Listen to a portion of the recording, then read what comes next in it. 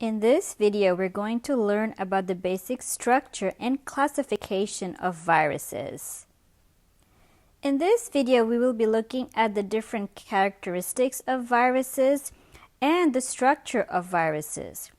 We will also name different types of viruses based on their shape, as well as how viruses are classified based on their viral genome.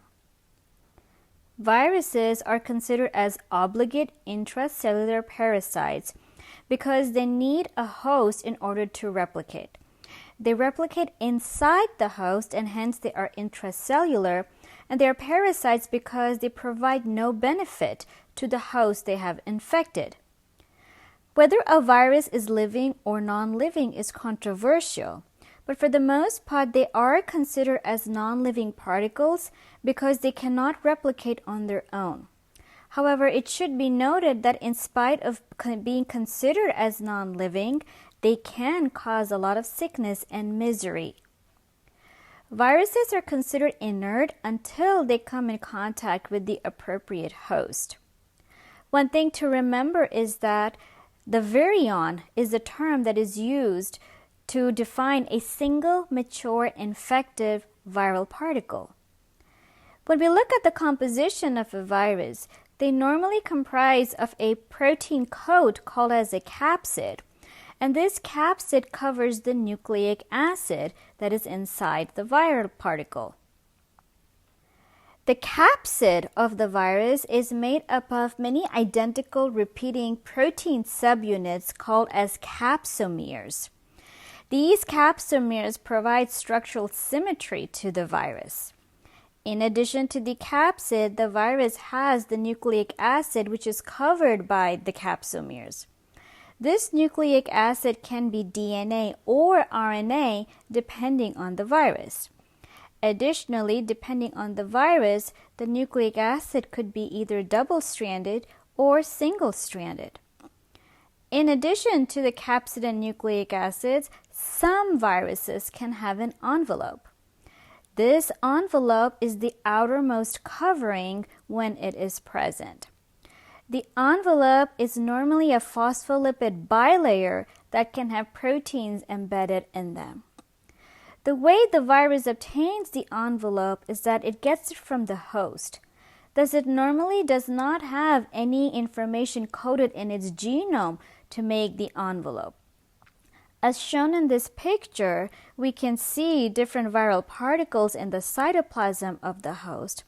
And when these viral particles exit the host through a process called as budding, they take a portion of the plasma membrane of the host, and that then forms the envelope of the virus.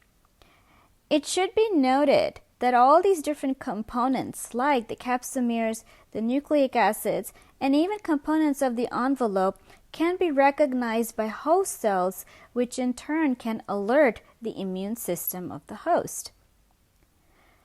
Viruses can be classified in different ways, and one classification is based on shape. So we can have viruses that can be helical, or icosahedral, or complex. Helical viruses are those viruses that tend to be rod-shaped or filamentous. They can either be naked, which means they do not have an envelope, or they can have an envelope. This envelope, when present, is normally obtained from the host cell that the virus had infected.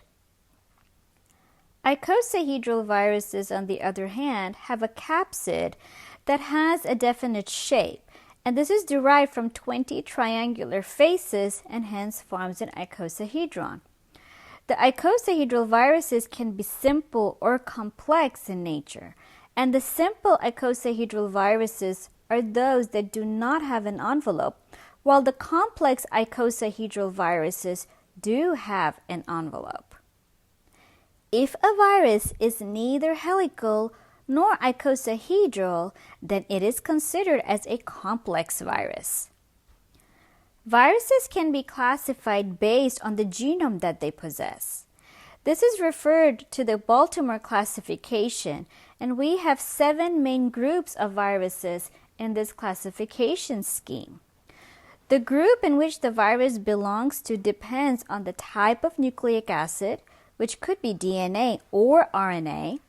It also depends on the strandedness, in which whether the nucleic acid is single or double-stranded. The groups also depend on the presence of sense or anti-sense nucleic acids.